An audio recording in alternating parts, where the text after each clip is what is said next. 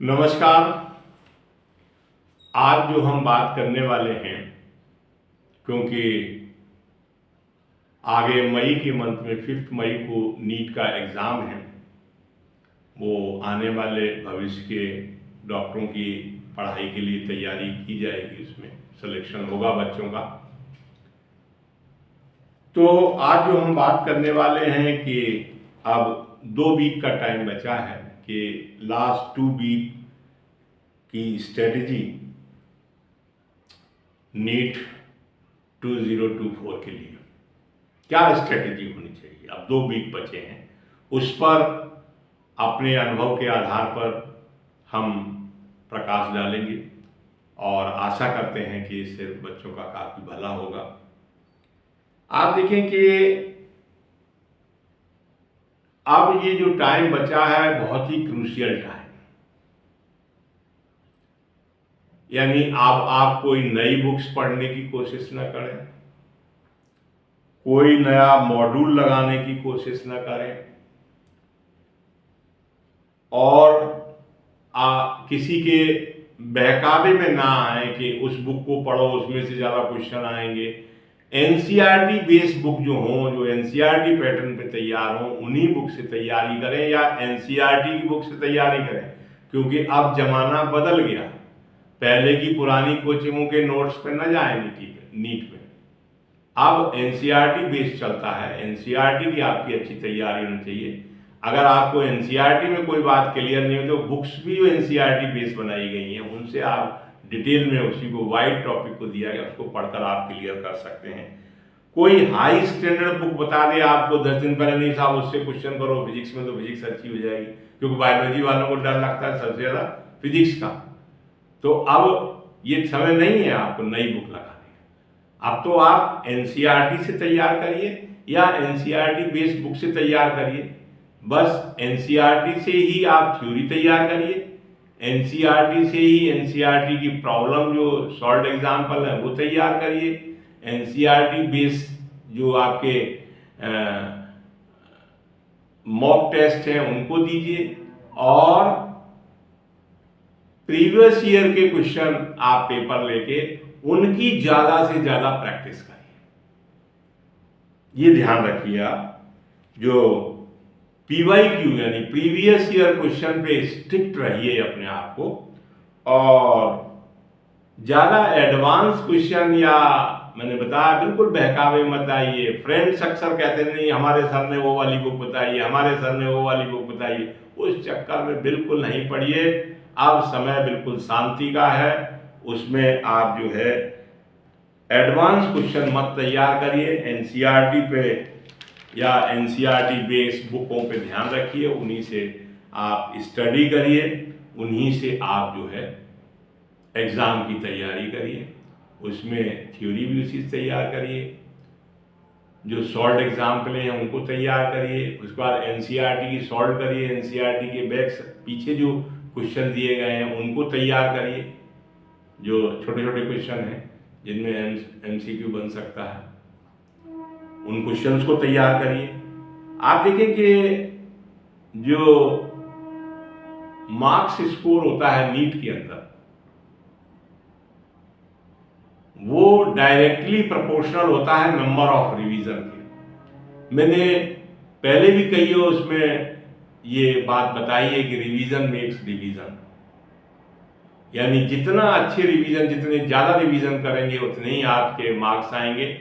और आप ऐसे देखिए chance of success is equal to marks scored is directly proportional to number of revision. उसके बाद देखें कि जो चीज़ ध्यान देने की, सिली मिस्टेक्स कहाँ से होती है। लास्ट टाइम में आप देखें ये भी प्रैक्टिस कर लें कि OMR सीट जो होती है उसको फिलिंग करना पड़ता है आंसर्स की, उसमें कोई मिस्टेक ना हो, उनको भी प्रैक्टिस कर लें मॉक टेस्ट के साथ। आपको कोई मिस्टेक हो रही है, जहाँ देख लें कंसेप्शनल प्रॉब्लम है तो उस थ्योरी को स्टडी कर लें, उसको क्लियर कर लें, जहाँ वीकनेस है उसको दूर कर लें। उसके बाद ये ध्यान रखिए कि एक मॉक टेस्ट जरूर रोज दीजिए। और उस मॉक टेस्ट में ये देखिए आप कि मॉक टेस्ट में जैसे जहाँ पे मिस्टेक हुई है क्वेश्चनों की, जैसे क्वेश्चनों की मिस्टेक हुई है, आपको लगता है कि यहाँ मिस्टेक हुई है, ये एरिया वीक है, तुरंत उनको रेक्टिफाई करिए। थ्योरी में जाके थ्योरी पढ़िए, एनसीईआरटी से पढ़िए, अगर एनसीईआरटी की बुक है से काम चल रहा है, कोई टेक्स्ट बुक है तो टेक्स्ट बुक से पढ़िए, और उसके बाद आप तुरंत उसको करेक्ट करिए, करेक्ट करके रिवाइज करके रेडी करिए उसको। वीक एरिया को स्ट्रॉन्ग कर लीजिए, क्योंकि मॉक टेस्ट से आपको पता लगेगा वीक एरिया कौन सा है। जब फुल सिलेबस पे आप एग्जाम देंगे 3 घंटे का। रिवीजन एक ऐसा टूल है जो कॉन्फिडेंस बढ़ाएगा, आपके अंदर डर निकालेगा। जितना अच्छे रिवीजन हो जाएंगे आपके, उतना ही आपके धीरे धीरे डर निकलता जाएगा। जब आप फाइनल एग्जाम देने जाएंगे तो ऐसा ही लगेगा आपको मॉक टेस्ट दे रहे हैं। अगर आपका रिवीजन अच्छा है तो उसमें आप देखिए फुल सिलेबस टेस्ट लीजिए हमेशा, टॉपिक टेस्ट मत करिए, अब टाइम नहीं है। उसमें ऐसा कर सकते हैं कि 11th का सिलेबस पूरा लेके एक टेस्ट ले लीजिए, एक 12th का सिलेबस ले लीजिए, नहीं तो आप प्रीवियस ईयर क्वेश्चन पेपर के मॉक पैटर्न पे मॉक टेस्ट बनाइए सबसे अच्छा फुल सिलेबस पे, और उसको आराम से बैठ के दीजिए और उसकी स्कोरिंग देखिए। और इस समय रिवीजन जो करना हो वो शॉर्ट नोट से आप रिवीजन करिए, क्योंकि जब आपने साल भर पढ़ाई की होगी, साल भर पढ़ाई की है तो उसके कोई लॉन्ग नोट्स थोड़ी बने रहेंगे, उनके शॉर्ट या कंडेंस नोट बनाइए, आपके नोट्स बनाइए, उनसे आप रिवाइज करिए। उसके बाद देखें कि 6 से 7 घंटे जरूर सोइए, बल्कि 7.5 घंटे सोइए आराम से। रेस्ट टाइम में स्टडी करिए। मॉक टेस्ट कंपलसरी है। आप देखें कि टाइमिंग का आप देखें कि अगर आप एक मॉक टेस्ट देते हैं 3 आवर्स का मॉक टेस्ट होगा, उसको चेक करना है, फिर उसकी एनालिसिस करिए मॉक टेस्ट की कि कहाँ गलतियाँ हुई हैं, फिर उन गलतियों को दूर करिए। 2 घंटे और लग जाएंगे, 5 घंटे आपके करीब करीब जो है मॉक टेस्ट में लग जाएंगे। उसके बाद 7-8 घंटे और स्टडी करिए, उसमें अपना डिवाइड कर लीजिए, हर एक को स्टडी करिए और रिवीजन करिए, स्टडी करिए, रिवीजन करिए। पहले मॉक टेस्ट के अंदर जो वीकनेस आ रही है उसको रेक्टिफाई कर लीजिए, थ्योरी को थ्योरी, कंसेप्ट को स्ट्रॉन्ग कर लीजिए, फॉर्मूले को टिप्स पे ले लीजिए बिल्कुल एकदम, और उसके बाद जो है जहाँ भी कमी है उसको दूर कर लीजिए, चाहे थ्योरी से रिलेटेड हो, डेफिनेशन से रिलेटेड हो, फॉर्मूले से रिलेटेड हो, कैलकुलेशन से रिलेटेड हो, आप तुरंत रेक्टिफाई कर लीजिए। आप देखेंगे धीरे धीरे आपका जो 2 वीक हैं उसके अंदर बहुत ही अच्छी तैयारी हो जाएगी, और हम होप करते हैं कि आप 600 से ज़्यादा मार्क्स स्कोर करेंगे। ये पक्की बात है, कोई ना कोई अच्छा गवर्नमेंट कॉलेज मिलेगा आपको। उसके बाद देखें, अगर आप कोचिंग कर रहे हैं तो कोचिंग तो मॉक टेस्ट लेती हैं, ऐसा नहीं है कि कोचिंग मॉक टेस्ट लेती है, वही मॉक टेस्ट आप दे दीजिए डेली, अगर वो मॉक टेस्ट ले रही हैं तो। उसके बाद देखें आपके जो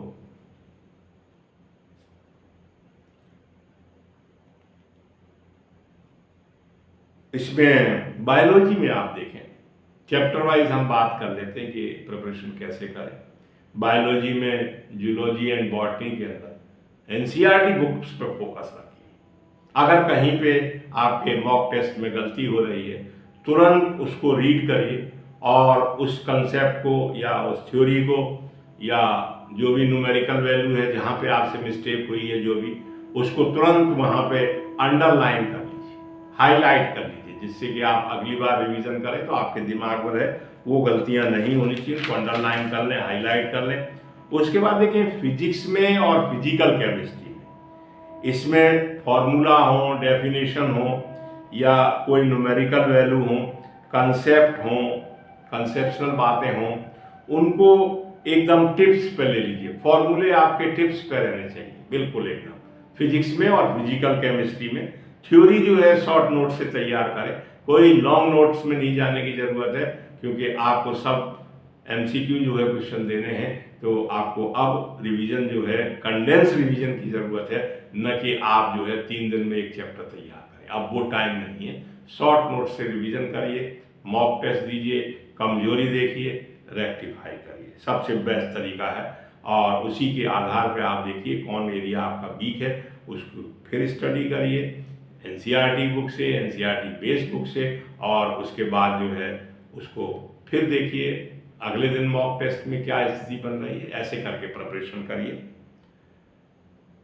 उसके बाद देखें कि ऑर्गेनिक और इनऑर्गेनिक केमिस्ट्री में अब तक जो आपने पढ़ा है उसी को तैयार करना है, कोई नई चीज नहीं तैयार करनी है। खाली मॉक टेस्ट से आपको ये एनालिसिस करनी है कि आपका वीक एरिया कौन सा है, जो वीक एरिया है उस पर अटैक करिए। बिल्कुल आप जो है आप ये देखें कि आप बिल्कुल दिमाग में टेंशन ना रखें, कोई एंजाइटी नहीं रखें। कोशिश करें आप कि आपकी जो हैबिट्स हैं उनमें अगर कोई आपको चेंज करना, जैसे आप लेट नाइट स्टडी करते हैं तो आप उसको डेज में लाइए, क्योंकि एग्ज़ाम दिन में होना है, रात में नहीं होना है। तो आप दिन में पढ़ाई करिए, मॉर्निंग में जगना थोड़ा थोड़ा सीखिए, रात में कम स्टडी करिए धीरे धीरे। और कोई भी एग्ज़ाम के टाइम बैड हैबिट्स मत पालिए।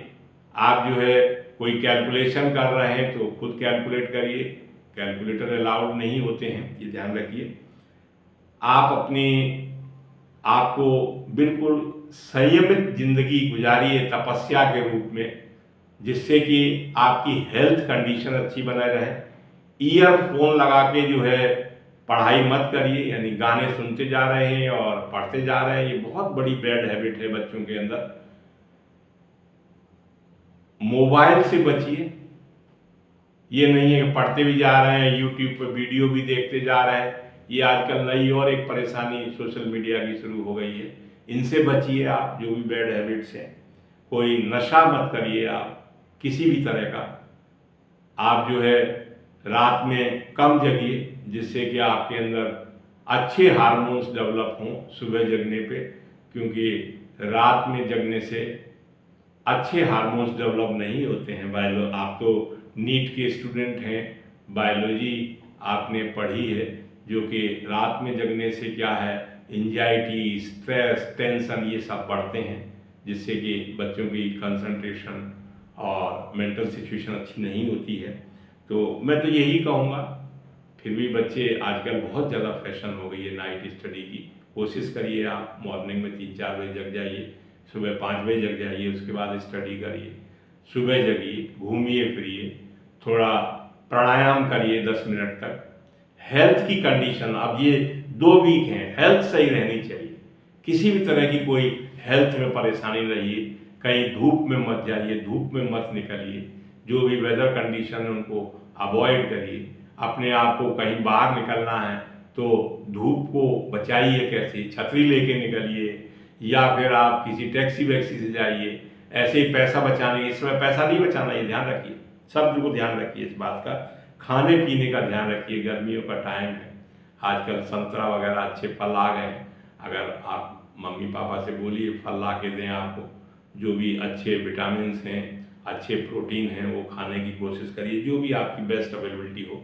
मैं ये नहीं कह सकता सब लोग संतरा खा सकते हैं, मैं वो बात नहीं कह रहा हूँ। दूसरा जो है, आप कोशिश करें, क्योंकि आपको एग्ज़ाम दिन में देना होगा तो डे स्टडी को मॉक टेस्ट डेली होना चाहिए आपका, और रिवीजन जहाँ करना है वहाँ रिवीजन करिए। इसी आशा के साथ कि आपका जो 2 वीक के बाद जो नीट का एग्ज़ाम आ रहा बहुत ही अच्छा होगा, आपका सिलेक्शन हो। बहुत ही ज़्यादा हार्दिक शुभकामनाएं मेरी तरफ से। Best of luck of all. धन्यवाद।